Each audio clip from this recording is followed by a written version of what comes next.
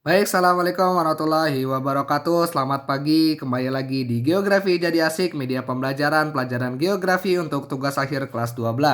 Dan kali ini kita akan bersama-sama mempelajari mengenai struktur keruangan dan perkembangan kota bersama saya Syawal Nurrahman dari kelas 12 IPS. Apabila Anda menelusuri wilayah kota, berbagai bangunan tampak berdiri rapat. Kerapatan bangunan mencerminkan banyaknya penghuni. Kota menjadi pusat konsentrasi penduduk. Kota dengan karakteristiknya menjadi daya tarik bagi warga luar kota. Lantas apa saja karakteristik kota dan apa saja tahapan perkembangan kota? Namun sebelum membahas itu semua, marilah kita melihat terlebih dahulu pengertian dari kota. Kota dengan penduduknya yang heterogen menjadi pusat kegiatan ekonomi. Heterogenitas kota ditunjukkan oleh keragaman daerah asal, pekerjaan, budaya, dan kebiasaan penduduk kota. Dan kita lihat pengertian kota menurut ahli. Yang pertama, kota menurut Rapoport. Menurut Rapoport, kota merupakan suatu pemukiman yang relatif besar, padat, dan permanen terdiri dari kelompok individu-individu yang heterogen dari segi sosial.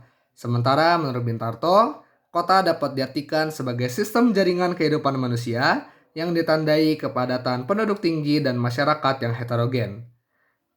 Dan inilah ciri fisik dari kota. Kota memiliki ciri-ciri fisik yaitu adanya sarana olahraga, pusat ekonomi, gedung pemerintahan, tempat parkir, alun-alun, dan juga pasar induk. Ciri-ciri fisik ini merupakan sektor penunjang untuk memenuhi kebutuhan dari warga kota itu sendiri. Dan inilah yaitu ciri-ciri sosial kota. Ciri-ciri sosial kota terdiri dari masyarakat yang bersifat heterogen, terjadi kesenjangan antara orang miskin dan juga orang kaya, mata pencarian di bidang non-agraris yaitu non-pertanian, hubungan kekerabatan mulai pudar, norma-norma agama menjadi longgar, bersifat individualistik dan materialistis, serta pandangan hidup lebih rasional. Tentunya ciri-ciri sosial ini sangat berbeda dengan ciri-ciri sosial yang ada di desa ya. Dan sekarang kita akan membahas mengenai tingkatan perkembangan kota. Tingkatan perkembangan kota tersendiri dibagi menjadi 6. Yang pertama yaitu tahap eopolis, yang kedua tahap polis, yang ketiga tahap metropolis, yang keempat yaitu tahapan megapolis, yang kelima tahapan tiranopolis, dan yang terakhir tahapan nekropolis. Yang pertama ada tahapan eopolis, yaitu perkembangan desa yang teratur menuju ke arah kehidupan kota. Yang kedua ada tahapan polis, yaitu kota yang sebagian penduduknya masih berorientasi pada sektor agraris atau pertanian. Yang ketiga yaitu adanya tahapan metropolis, yaitu kota yang telah mengarah pada kegiatan industri. Yang keempat yaitu tahapan megapolis, yaitu wilayah perkotaan yang terdiri atas gabungan beberapa kota metropolis. Yang kelima adanya tahapan tiranopolis, kota yang menunjukkan kekacauan, kemacetan lalu lintas, dan tingginya kriminalitas. Dan yang terakhir yaitu tahapan nekropolis, yaitu kota yang mulai ditinggalkan penduduknya dan menjadi kota mati. Dan sekarang kita akan membahas mengenai struktur ruang kota. Struktur kota menunjukkan penggunaan ruang kota untuk tujuan berbeda.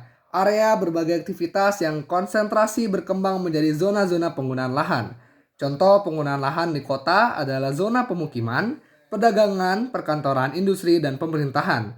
Central Business District atau CBD merupakan contoh zona dalam struktur kota. CBD adalah zona inti dari segala pusat aktivitas kota. Menurut beberapa pakar, teori struktur keruangan kota dibagi sebagai berikut. Yang pertama yaitu teori konsentris. Teori ini dikemukakan oleh Ernest W. Burgess. Burgess melakukan penelitian dengan mengamati pola-pola struktur kota Chicago, Amerika Serikat pada tahun 1920. Penelitian ini menghasilkan teori bahwa perkembangan kota dimulai dari pusat kota, selanjutnya meluas ke pinggiran kota karena penduduk yang bertambah. Teori ini membagi wilayah kota menjadi 5 zona. Teori ini sulit diterapkan di Indonesia. Yang kedua yaitu adanya teori sektoral atau sektor teori. Teori sektoral merupakan perkembangan dari teori konsentris. Teori ini juga hasil dari penelitian di kota Chicago yang dilakukan oleh Howard Hoyt pada tahun 1930. Hoyt berpendapat bahwa pengelompokan penggunaan lahan kota menjulur seperti irisan kue tar. Pertumbuhan kota tidak melingkar seperti teori konsentris, tetapi membentuk zona-zona bebas. Zona struktur kota menurut Hoyt tampak pada gambar. Terdapat 5 zona, yaitu adanya zona CBD, zona daerah grosir dan manufaktur, pemukiman kelas rendah, pemukiman kelas menengah, dan juga pemukiman kelas atas. Teori yang ketiga yaitu teori inti ganda atau multiple nuclei theory. Teori inti ganda merupakan penyempurnaan teori Burgess dan Hoyt dan dikemukakan oleh Harris dan Ullman pada 1945. Teori ini menjelaskan kota yang berkembang lebih kompleks dari model konsentris dan sektoral. Kota tumbuh dari nukleus-nukleus atau kutub pertumbuhan yang berkembang membentuk struktur kota baru. Nukleus berupa pusat keramaian seperti terminal bus, stasiun, bandar udara, pelabuhan, perguruan tinggi, kompleks perdagangan, dan kawasan industri. Kawasan industri berdekatan dengan sarana transportasi. Pemukiman berdekatan dengan pusat pembelajaran dan pendidikan.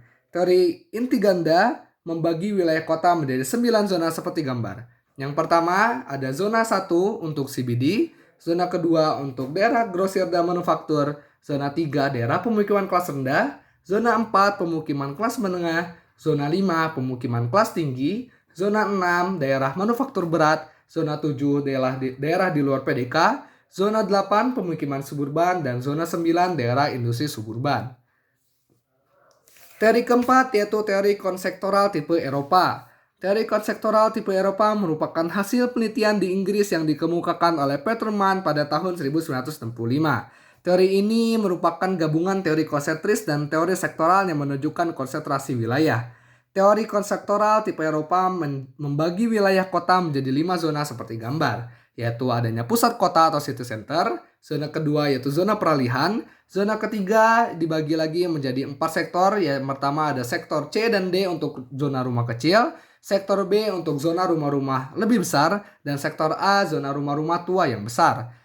Zona keempat yaitu pemukiman dan perkembangannya ke pinggiran. Yang terakhir yaitu zona 5 desa-desa yang dihuni oleh para pengelaju atau komuter. Dan yang terakhir yaitu teori konsektoral tipe Amerika Latin.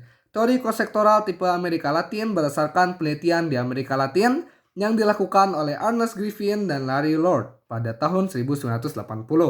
Teori konsektoral ini terdiri atas 6 zona yang tampak di gambar, yaitu zona pertama adanya CBD, zona kedua daerah perdagangan atau industri, zona ketiga sektor pemukiman kelas elit, zona keempat pemukiman yang lanjut perkembangannya atau zone of maturity, zona kelima daerah perkembangan secara setempat, dan zona keenam yaitu pemukiman liar.